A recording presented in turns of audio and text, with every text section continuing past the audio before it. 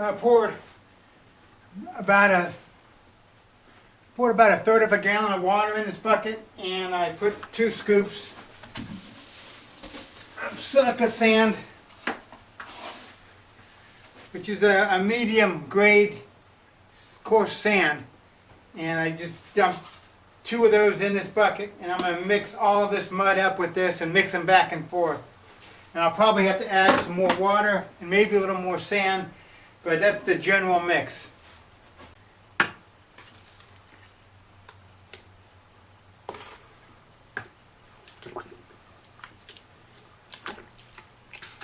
I usually poke it first, that way that's the water get down into the mix rather than it all just whipping around splashing out on my legs.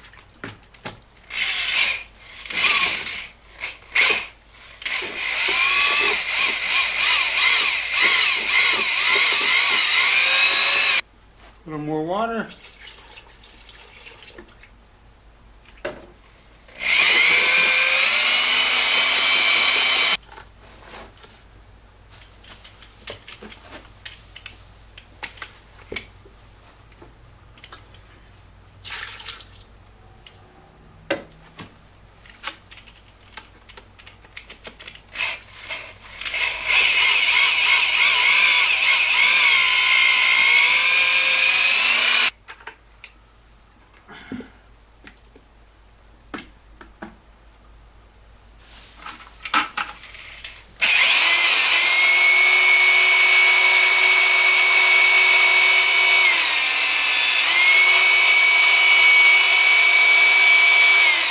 I was wrong. I ended up adding more water. 2.5 scoops of sand and 2/3 of a gallon of water is about what I use to make a 5-gallon mix of the skip trail mud. So anyway, I'm going to get ready to start. My general plan is I like to do a crisscross pattern. So I'll do the whole thing going one direction. I'm going to start off going this way. And then when I get done, I'm going to go back again and go over the whole thing going this way. It gives it kind of a 3-dimensional look rather than just the single one. Plus it gets rid of a lot of the holidays, the bigger spots where you don't have any mud. By crisscrossing, it seems to blend it in and make it a much better job. Now time to lace up the stilts. This job is done much easier on stilts than on single ladders and stuff like that. But I've seen a lot of people do it on boards, 2 boards or whatever, on top of a couple of buckets or bricks and stuff like that, but I'm fortunate I have stilts and it makes my job much easier.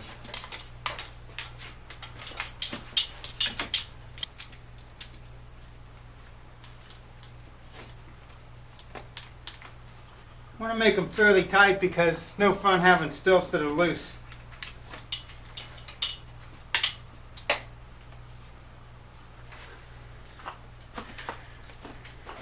I usually set buckets up on a couple ladders or something like that so I can get the mud easier. They get the mud in a 5-gallon bucket right here. And I just like to have a piece of drywall on top of the table or whatever I'm using. And the problem is just to start mudding. I don't like to make the tray too heavy because it gets heavy quick. I'll fill up about halfway, maybe a little less.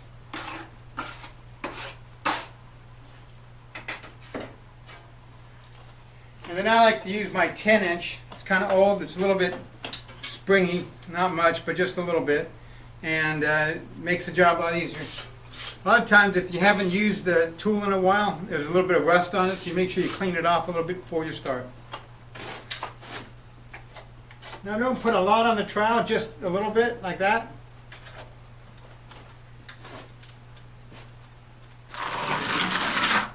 And just kind of drag it. I kind of keep the handle close.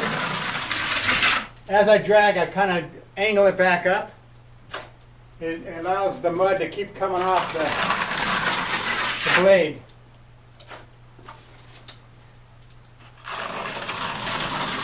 And if it looks a little thin, I just add a little bit more.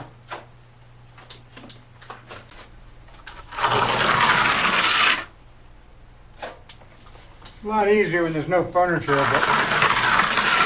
but it is what it is.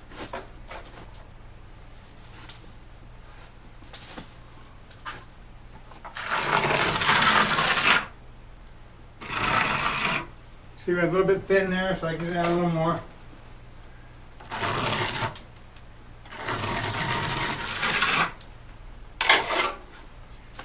And we just do that over the whole place.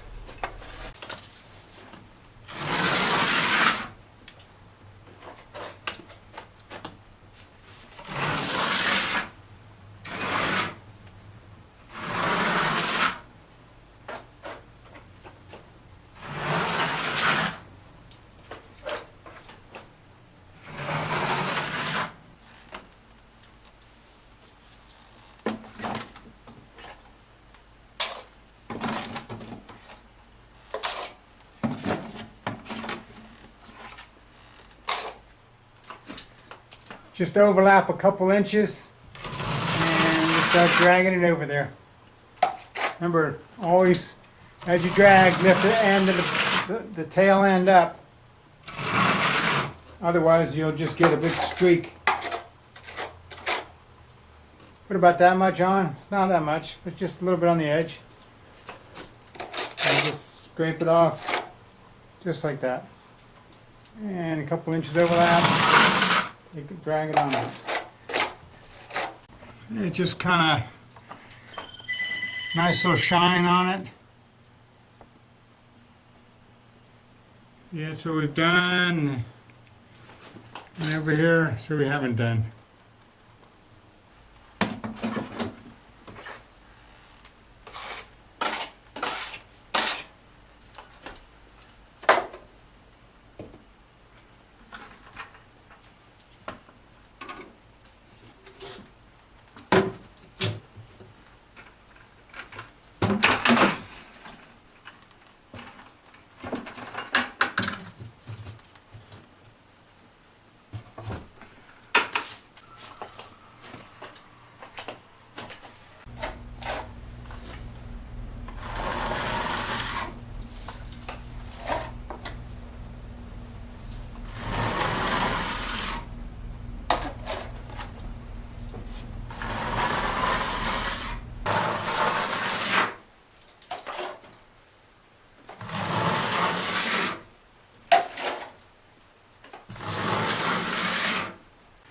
Got the skip trowel all done. A quick review is plastic up everything. You gotta use a lot of plastic because even if you didn't scrape for the popcorn or whatever, you don't want this stuff dropping on furniture, things like that. So basically make sure everything is covered up, protected, and then drops on the floor. If you have carpet, make sure all the furniture and stuff is protected.